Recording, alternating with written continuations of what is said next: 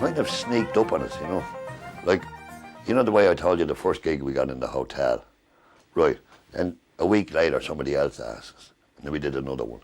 And then it started to come regularly, you know, these requests for us to play in various places. And then, of course, when we got in the top 20 in 1967 with Seven Drunken Nights, which, funnily enough, that song was given to me by Joe Heaney, as he was then known. Everybody knew him as Joe Heaney, but he's now better known as Joseph Heaney. And Joe gave me that song in O'Donoghue's pub. And I never regarded it as a good song, I mean, or a bad song. It was just a whimsical kind of a song, do you know? Never a bit of crack to sing, but no great sort of profundity or this is a great message or anything like that. It was just a bit of crack. I thought it was a bit of a funny song, but I didn't think it was a great song, but it is in a way, except it was banned. Did Ronnie tell you about how it got banned and that? It was banned by, you know,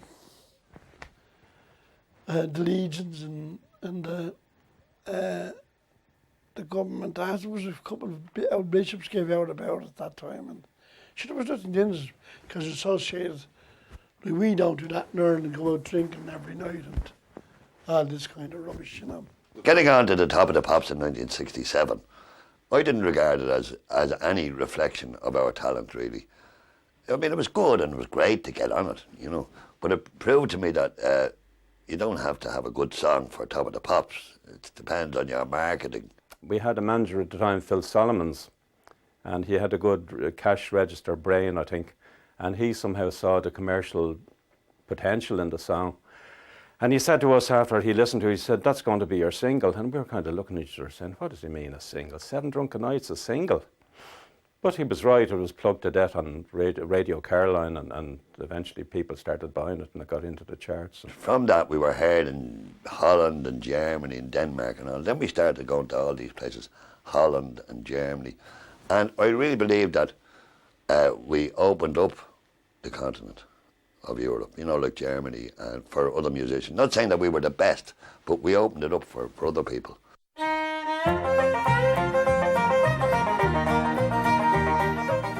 In 1973, Noel Pearson put on Jesus Christ Superstar in Dublin, and this was a huge, huge thing. I played the part of Peter, and the part of Herod, it's a cameo part, was played by Luke Kelly.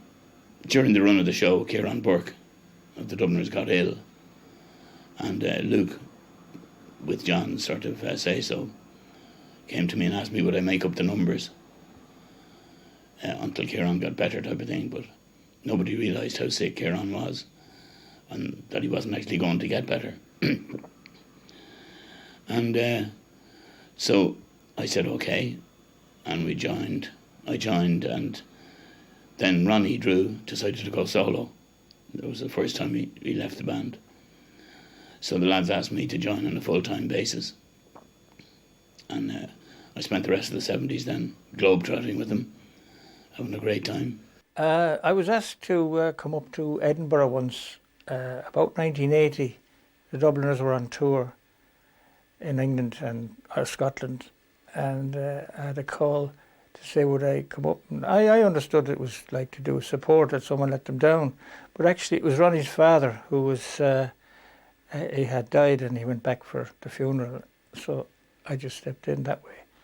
And then in 82, Luke was ill, and I was asked if I'd go to Germany on a tour.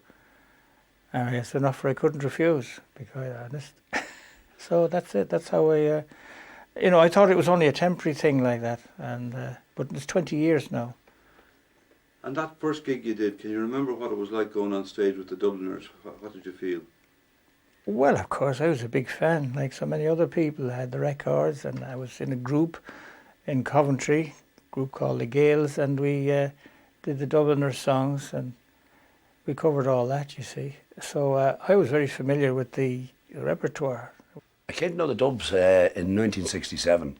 I was playing with Dermot O'Brien, the clubman, and he had a hit in Ireland with the Merry Ploughboy, and the Dubs were managed by Phil Solomons, and they got this idea, tour, Dermot O'Brien and the Dubliners, England, concert tour, and I got to know the lads then, and we became very friendly. especially John and Barney. And we used to stay up all night. They were teaching me Irish music, and I would sort of show them a few chords, and we just continued on over the years. And then I used to meet Luke in a pub of all places called Sheehan's in Chatham Street. And over the years, you know, as I say, we just kept up the friendship. And then occasionally they'd ring me and say, "Just we're playing here. You know, you're free. Will you do a gig with us?" People have often asked me what it was like stepping into Ronnie's shoes or whatever. I never felt like that because Ronnie is a unique voice, and there's nobody could step in or take over from him. So I felt I was going into Dubliners on my own steam, basically, not taking over from anybody. Or, like, I mean, Ronnie and Luke were two irreplaceable people, really. There was nobody else could come in and step in. So I basically went in on my own steam and my own merits. I wasn't effectively thinking of, I am taking Ronnie to his place. That never occurred to me because I don't think anybody could, least of all me.